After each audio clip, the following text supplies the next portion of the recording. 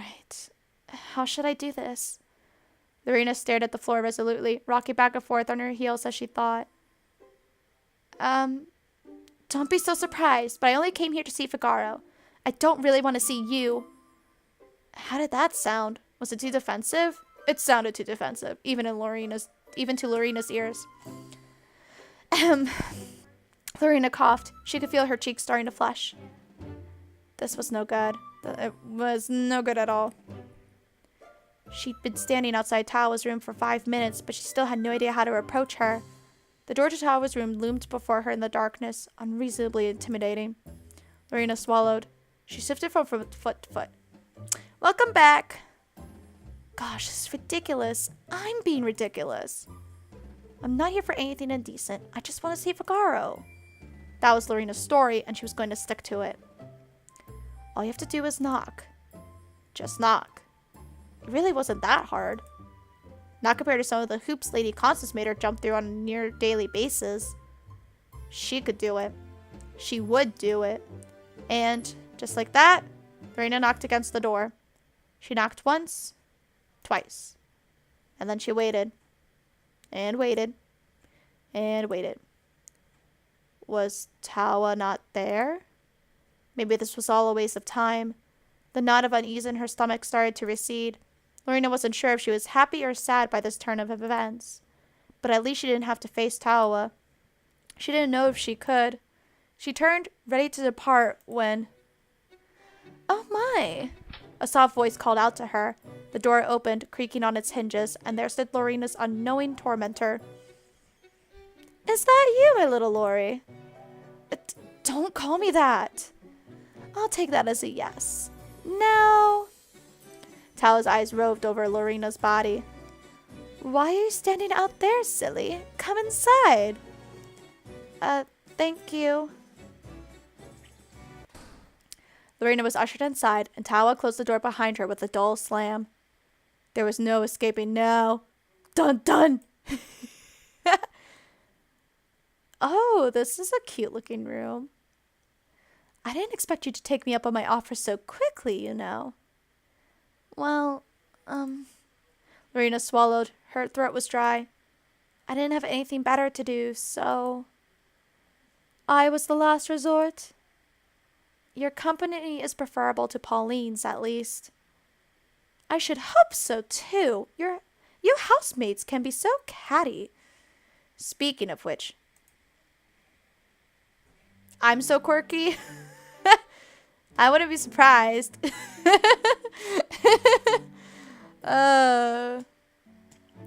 Lorena glanced about the room, her curious eyes trying to drink in every last detail.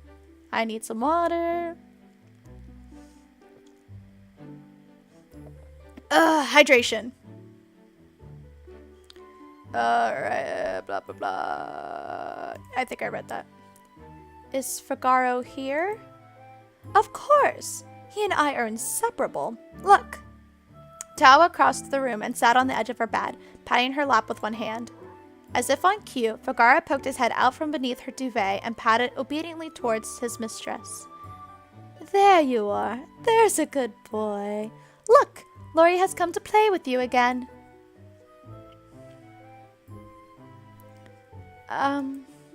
Lorena leaned forwards, hands resting on her thighs, and peered at the cat curiously. Hello? Tawa giggled. I hate to be the bearer of bad news, but he can't understand you, Lorena. Shut up. You would rather sit in silence for an hour? I read that weird. Let's go back. Can I? It doesn't.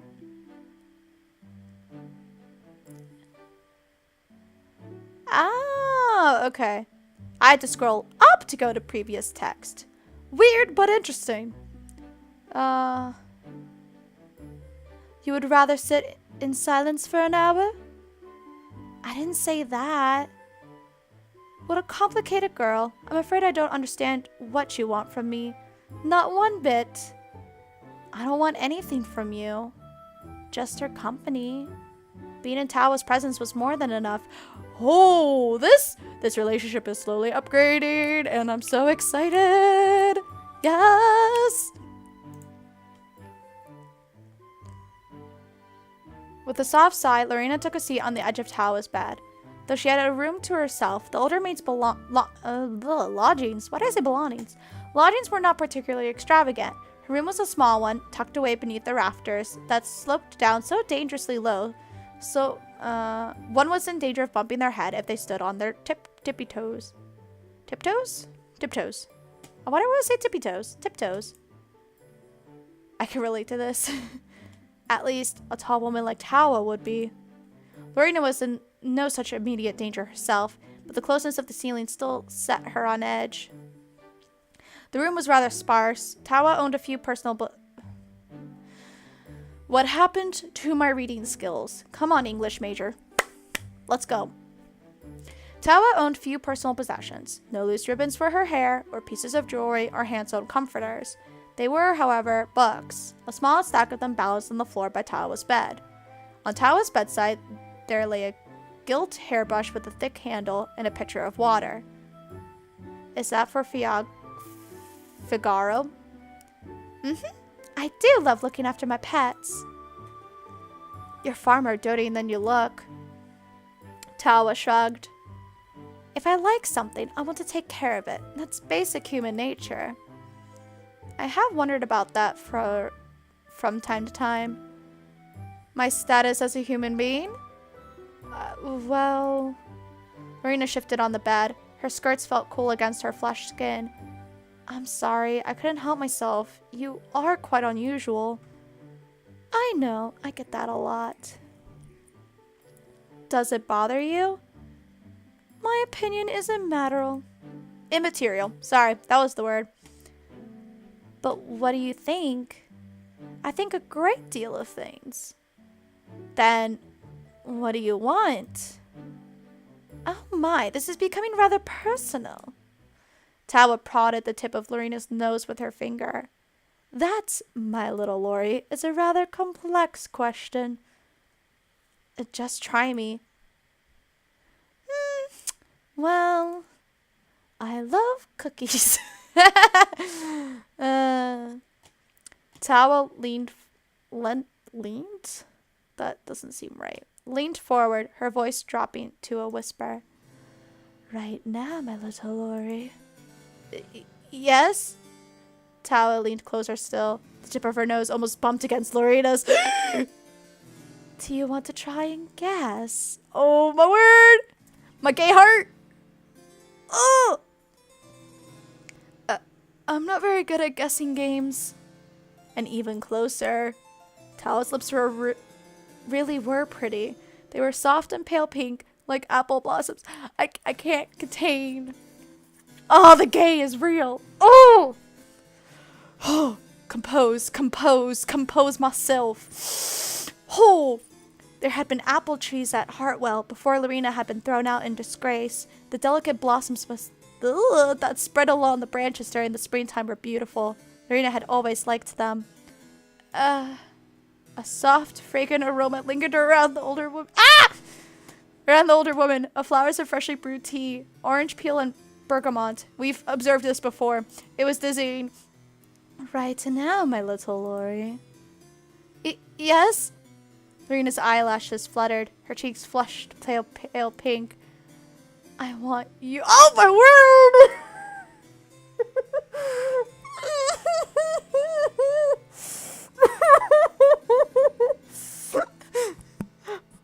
Tawa, please. My gay heart can't handle this. Oh, I am blushing right now. I want you. For a few moments, it felt as though time had frozen. Even Lorena's heart, secreted away inside her chest, seemed to cease beating. Her lips parted in a neat little O of surprise, like a fairy ring.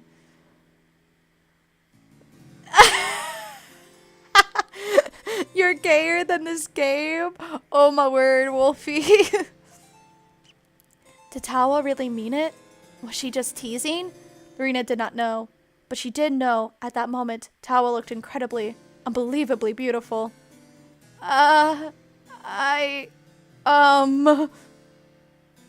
What? Tao's lips curved into an elegant smile. Do you have something you wish to tell me? Lorena shook her head. Then, something you want to show me? She nodded. What? What? And what would that be? I just realized, oh. I never properly thanked you for helping me all those times before, and I don't want to be indebted to you anymore, so,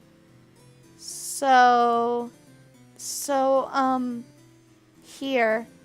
And with that, what's happening? Ah! Oh! Oh!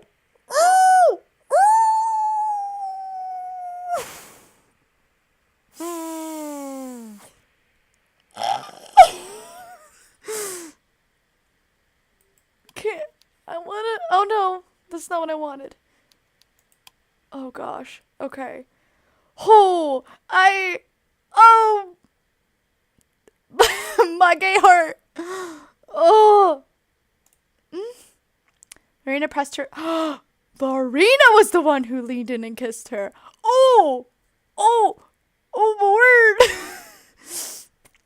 Lorena pressed her lips firmly against Tawa's. The smell of orange peel grew even stronger, almost intoxicating. Lorena's head swam. Tawa's lips were really soft. Lorena's fingers entwined with Tawa. The palms of their hands pressed flush together. Lorena could feel her chest pressing up against Tawa's. They were so close. There wasn't a single inch of space between them. Why? This is a little weird. The taste of Tawa's saliva, the warmth of her body, the smell of her skin. It was more intoxicating than Lorena had ever imagined. Oh no! No, come back! Come back! No! I wanted to stare at the art some more!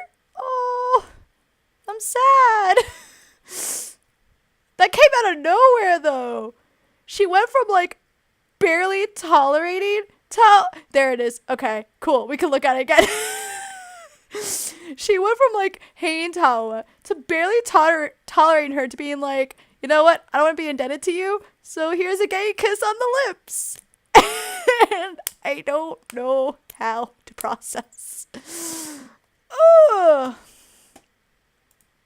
Okay. Now we can move on. I stared at the gay. Oh, gee, my love story. Lorena didn't know how she managed to make her way back to the services quarters after that rather intense encounter with Toe. She walked through the hallway on unsteady legs that threatened to give out beneath her at any given moment. The 16 steep steps she had to climb to her attic bedroom was a perilous trek indeed, even more dangerous than an expedition to the Arctic. When Lorena entered her room, still clad in her maid's uniform, her hair rumpled and her cheeks pale pink, she looked so out of sorts not even Pauline could poke fun at her. But that didn't stop her from being suspicious. And where on earth have you been? Oh, Miss Smith wanted me. Why is your face red? You haven't been drinking, have you? Not the black fluid. I didn't just figure out I was gay. Lorena blinked at Effie, her curiosity momentarily trumping her confusion. What black fluid? Oh, Lorena, you can't turn to the bottom of a bottle for solace. My Uncle Oscar took to the drink after the death of my Aunt Frederica, and he was never the same since. Lorena appreciated the concern, she supposed, but why did Lizelotte's concern have to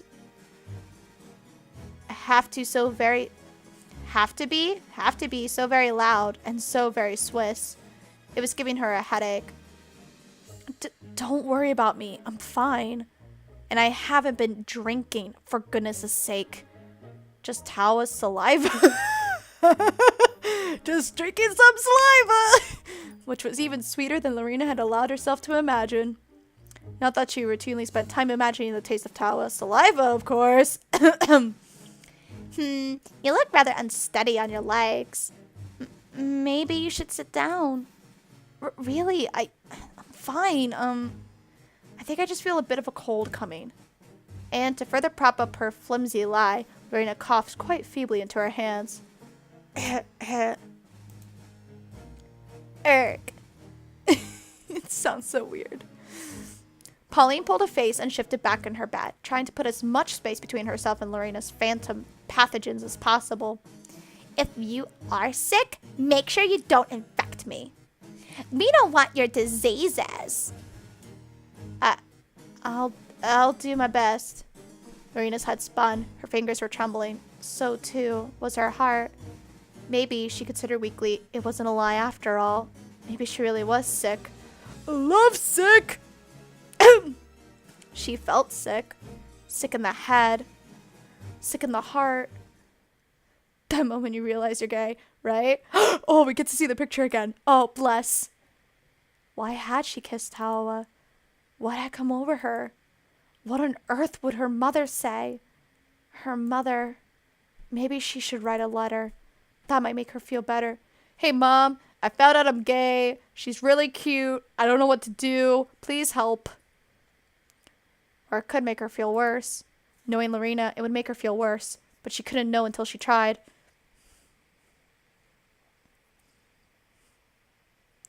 This is impossible. Lorena exhaled heavily and ran her hands through her hair. She looked over the letter she had written, frowned, bit her lower lip, struck through the last line she had written with her quill once, then twice, then thrice, over and over and over again. The nib of the quill bled black ink over the paper, obscuring her introduction.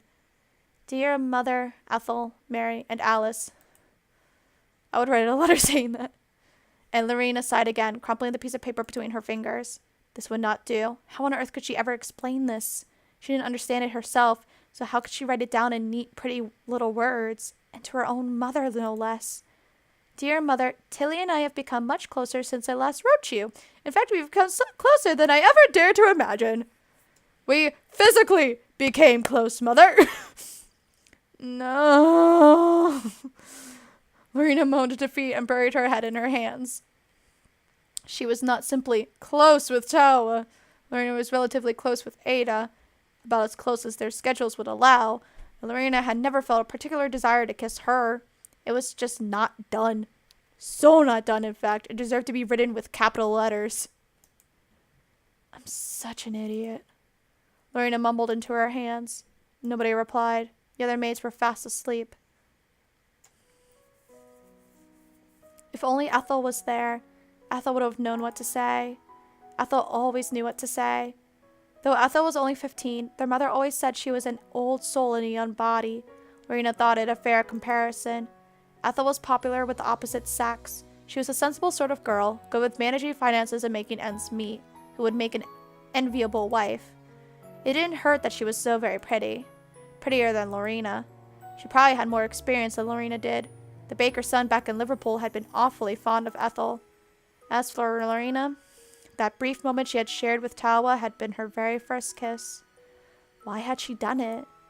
Maybe Ethel would have known, but Lorena had no idea how to ask. Lorena took the crumpled sheet of paper, just one failure out of many, and hid it inside her pillowcase with the rest of the false starts. Then she took another piece of paper and began to ponder yet again.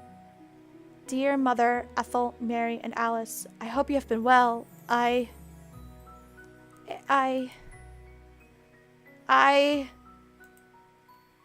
gay! I have no idea what to say. The 28th of April, Thursday. You love gay drama. Same.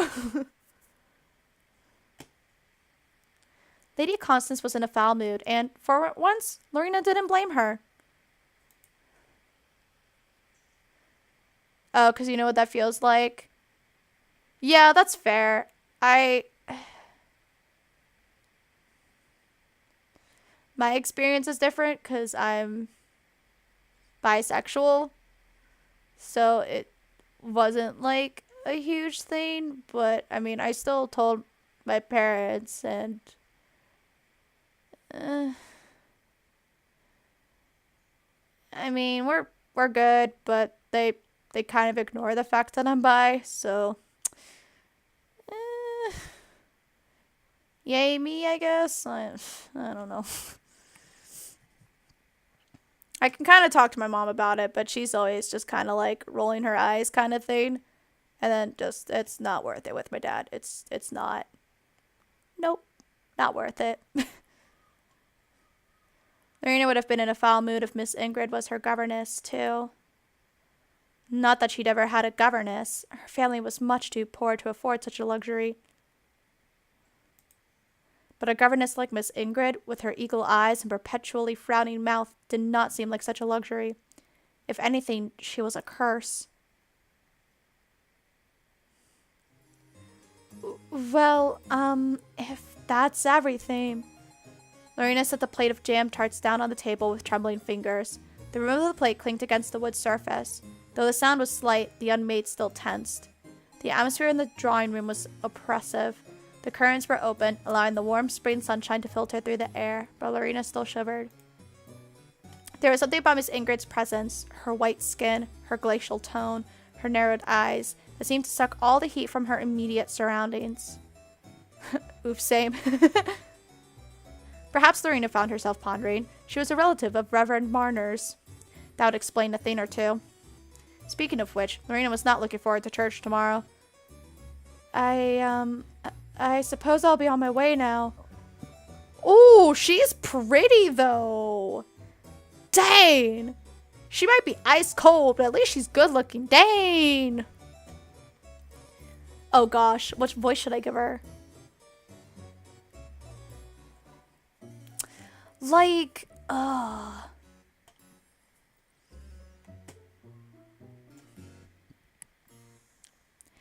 As you should. A maid like yours. Nope, I don't like it. As you should. A maid like yourself is. Nope. Can't do it. I don't know what voice to give her. As you should. A maid like yourself is no use here. I thought as much. Miss Ingrid raised an eyebrow. Her eyebrows were plucked carefully and were just as slender as her lips, almost non-existent. Did that require a response, maid? No, Miss Ingrid. Then do not speak when you are not spoken to. You are dismissed. Yes. Thoroughly browbeaten, the downtrodden maid turned around. She was ready to exit the drawing room when... Excuse me. Lady Constance's voice, impetuous as ever, cut through the air. It was so forceful it almost seemed to part the dust notes. Miss Ingrid, Miss Ingrid may have excused you, maid, but I gave no such commands. Do you place more importance on her words than mine? Well, Lorena glanced at Lady Constance from beneath her eyelashes, unsure of what expression to settle on. Apologetic? Embarrassed? Ashamed? Lorena's lips contorted themselves into a confused, complicated frown. Miss Ingrid is of a higher social standing than I am, so... And I am of a higher social standing than her. Isn't that right, Ingrid? That is Miss Ingrid, if you do not mind. Well, I do mind. Lady Constance glared at her new governess. Her eyes were challenging. Ingrid! If you push this too far, miss, I will have to inform your mother. Inform her all you like. It makes no difference to me. If you have to talk to my mother about every little thing I do, it will only prove how incompetent you are. Aren't you ashamed of yourself? I have no cause to feel shame. You are the one who should feel shame, miss, for behaving like a child. Oh, snap! What was that? You might be a lady, but you're still a young girl. You need to be educated to a satisfactory degree. Else those in your social sphere, I fear, will call you a dunce. Do you want that? Lady Constance gritted her teeth together, her eyebrows furrowed. You... how dare you? It is not how dare I, miss. How dare you? With all due respect, I am deeply disgusted by your conduct. Oh my girl. This girl is... she's just... Whoo! Ice cold. Ice cold. Bodies be dropping. You have been allowed to do whatever you want for far too long, but that will change henceforth. I will make you change, whether you want to or not. In case you have not realized, I am rather good at bending little girls to my will. I hate that. Wow. I hate that. Thank you. I hated that wording. I hated that implication. I hated everything. Thanks, Miss Ingrid. Particularly little girls like you, who think they're far more important than they really are. I am important. I come from a far richer family than yours. Wealth is immaterial if you are morally bankrupt. Oh. Those are high words indeed, coming from a governess. Oh dear, and now you are losing your temper, in front of a mere maid no less. That is no way for a true lady to conduct herself. What do you think? Marina hadn't expected to be addressed so suddenly, especially not by a woman who seemed to regard her as some sort of chess piece, a pawn on the board. But even a pawn could become a queen if guided by the hand of an expert player. Was Miss Ingrid trying to use her as a bartering chip? Well, tell me what you think of your mistress, maid. Or are you so subservient you have grown to fear a 12-year-old girl? Oh, that stun! Tawa had already taken Lorena to task over this. She didn't want Miss Ingrid to join in.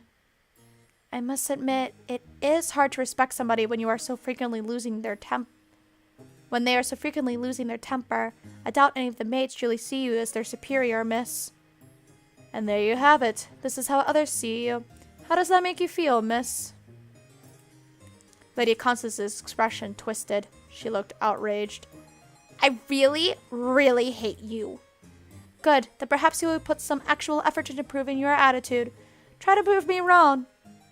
Marina could not help but be impressed. Though she herself did not like Miss Ingrid, her method seemed to be most effective. More effective than Miss Amy's in any case. Perhaps with time, Miss Ingrid would even be able to shape Lady Constance into a decent human being. Unless Lady Constance killed her first. 1st of May. My throat is dying.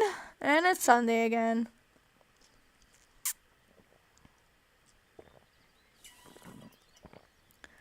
Ooh.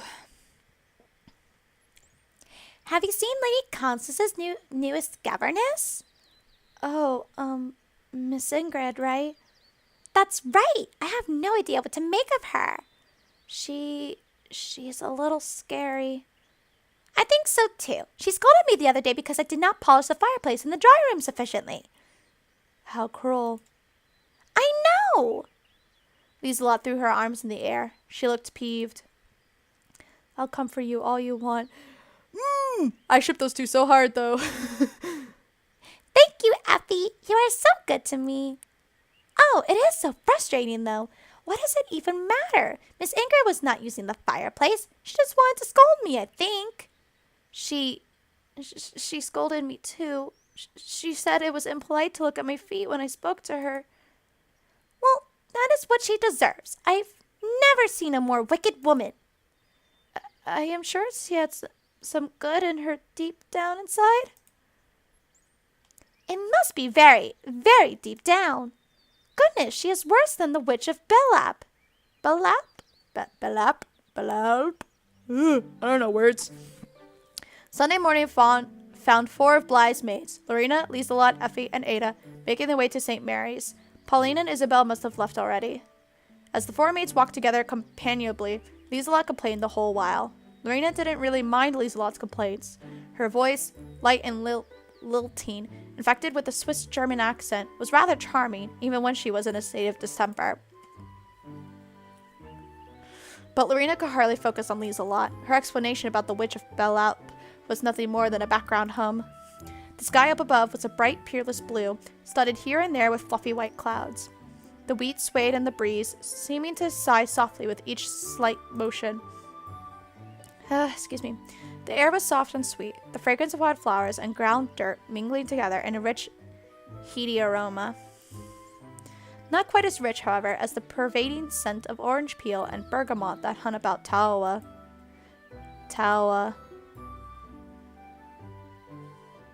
Ooh. Goddess. Marina traced an image of the older maid within her mind's eye.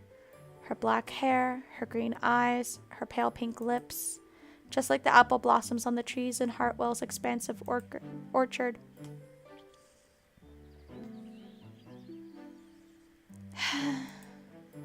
A deep sigh drew itself from Lorena's breast. Ow! Lieselot looked at Lorena curiously. Her blonde curls fluttered in the breeze, tumbling about her shoulders like a princess's. That was a big sigh, Lorena. I can't help it. You should try to help it. My Uncle Rudolph always says, when you sigh, you are letting happiness escape from your body. Lieselot had rather too many uncles and aunts. Lorena could never keep track of them. Instead, the unmaid sighed again and wiped her eyes with the back of her arm. Sorry, I'm sleepy. You have been looking rather, as you English say, peaky as of late. Ada peered at Lorena anxiously, her eyes wide. I hope you're not feeling sick. Get well soon. Truth be told, Lorena was feeling sick, but it was no physical affliction. Rather, the unmaid was suffering from a sickness of the heart. No wonder I'm so sad all the time. Right? Whenever Lorena saw Tawa, her cheeks started to flush. The sensation of lips against her own lingered in her mind. And then she forgot everything. Even her own name. It was quite the predicament. If Lorena hadn't have known better, she would have thought she was lovesick. But Lorena wasn't in love with Tawa. That was ridiculous. She couldn't be. I just kissed her out of nowhere for no reason. It certainly has nothing to do with love or anything. Lorena was much too English to fall in love with another woman. I'm sorry, what? What does being English have to do with anything? Wasn't she? She didn't know. But Lorena tried to force a smile all the same. What does that mean? Don't worry about me, you three. I appreciate the thought, but I'll be fine. If you are quite sure. If you have any problems, you can talk to me at any time. I know I'm not very useful, but I'll try to help. Lorena's smile grew. This time she did not need to force it. It was difficult to remain unhappy when she was with Ada. Thanks. That means a lot to me. Really. But how would her mood fare when she crossed the thresholds of St. Mary's?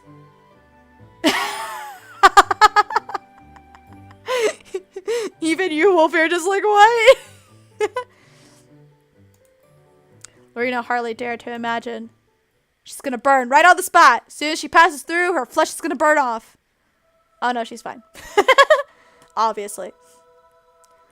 Let us draw near with a true heart and full assurance of faith.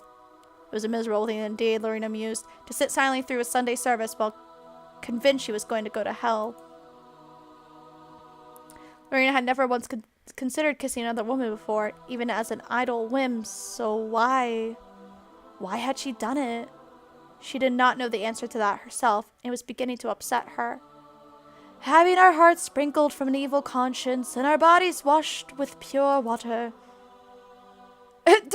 Excuse me, to English, you two are in love. Did she have an evil conscience? Lorena wasn't sure. It was true she had a bit of a temper on her, and sometimes she would curse under her breath or take the Lord's name in vain. But that was not so very wicked, was it?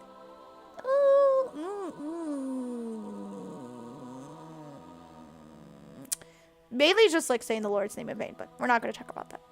Even her mother, who was one of the most upstanding Christian women Lorena knew, had cause to curse on occasions, generally when a customer refused to pay a fair sum, or she poked herself in the finger with the tip of the sewing needle.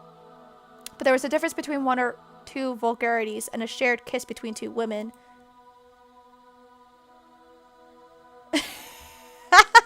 Wolfie, you're losing it. I love it.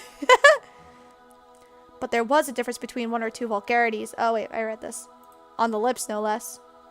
Oh, well, oh gosh.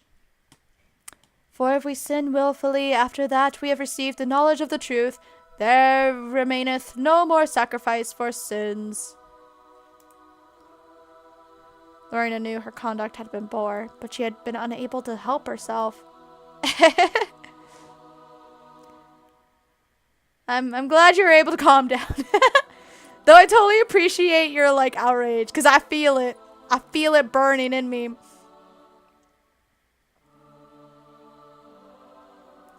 In that moment, despite knowing what was wrong and what was right, she had wanted, more than anything, to kiss Tawa.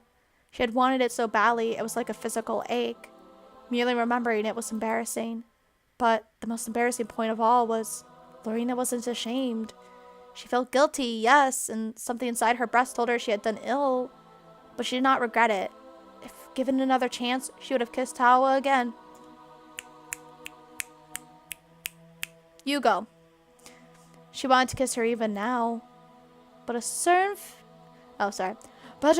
fearful looking for of judgment and fiery indignation, which shall devour the adversaries. Even if it would make the whole world revile and turn against her, Lorena didn't care. Over the course of the last month, Tawa had been her only ally at Bly. While Ada and Lieselot were kind in their own way, they were incapable of standing up to Lady Constance or to Pauline and Isabel. Tawa was different. Lorena trusted the older woman. She knew when Tawa claimed she would do something, she did it, and that made her a reliable ally. Was that why she kissed her then? Was it ceremonial? To cement their newfound understanding? Girl, you know that's not it. That didn't seem quite right either. And again, the Lord shall judge his people. So she would be judged. Did that matter overly much?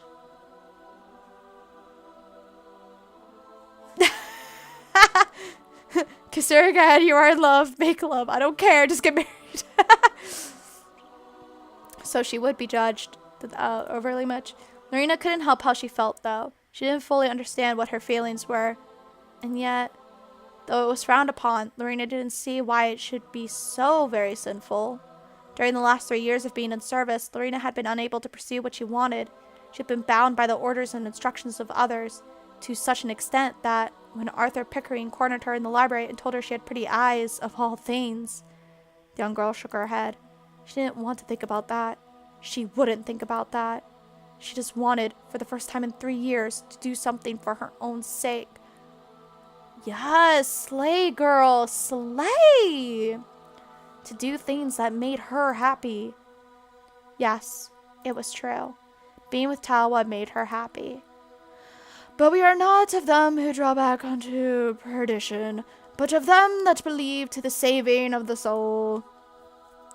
Now why? Oh, sorry. That was narrator voice, not reverend voice.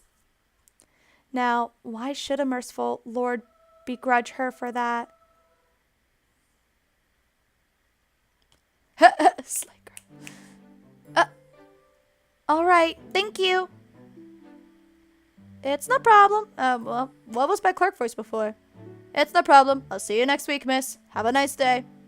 You too. Lorena exited the post office. As usual, the bell above the door jingled. It had taken Lorena longer to post her letter than she had thought. The queue had been unusually large that day, held up by a woman insistent on shipping a parcel filled with dairy goods to Bath. The poor clerk behind the counter had argued with the woman until she was blue in the face, pointing out over and over again that such shipments were against standard protocol. Lorena quite agreed. What was the point in trying to send perishables through the postal service? And to Bath, no less. Perhaps the woman was trying to kill the intended recipient. She had certainly managed to waste 20 minutes of Lorena's life. 20 minutes she wasn't going to get back. During that time, Lorena had wondered whether she should send her letter at all. She hadn't gone into great detail about her relationship with Tilly, but that wasn't for lack of trying. Lorena had attempted, most gallantly, to explain the situation. But she couldn't. It was far too confusing. Everything felt confusing as of late.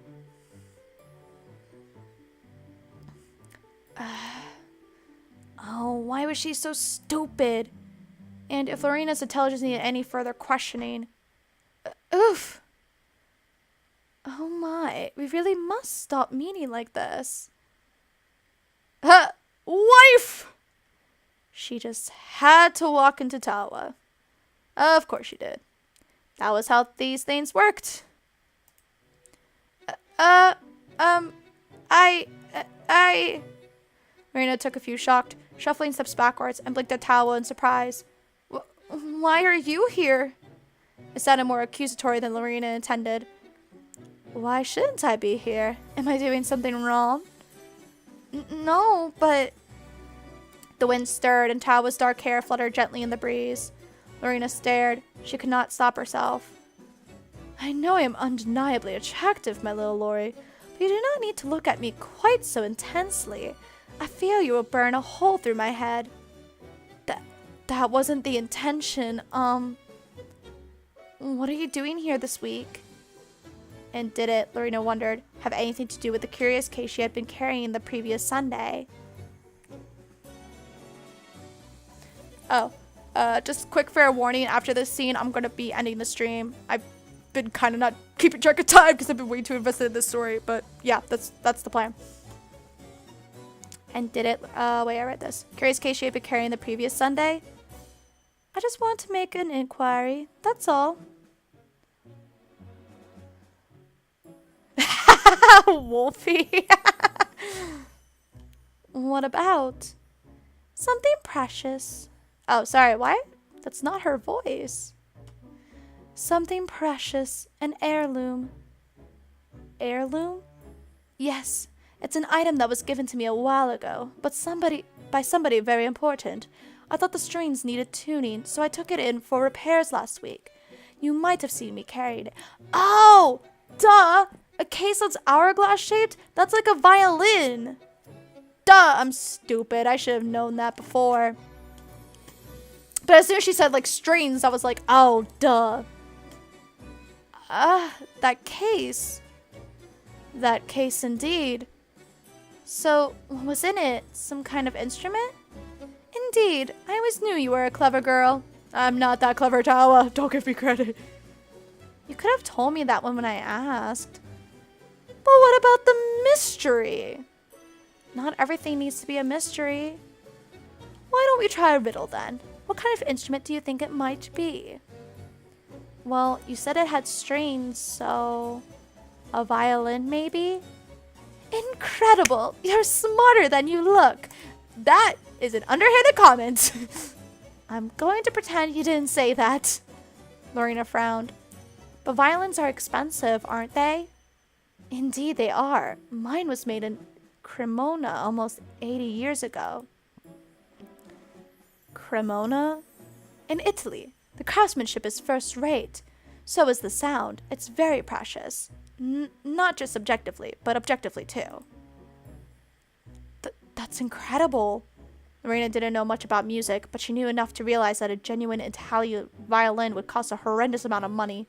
Instruments were not toys any person could pick up and play with. Only the rich could afford such luxuries, for that was what music was. A luxury. Once more, Lorena was reminded of Tawa's offhand comment a handful of days ago. Excuse me. It's like the Mozart opera, The Marriage of Figaro, you know? I didn't read that in her voice, and it's okay. The more Lorena learned about Tawa, the more curious she became. Tawa's path sprawled out behind her like a labyrinth.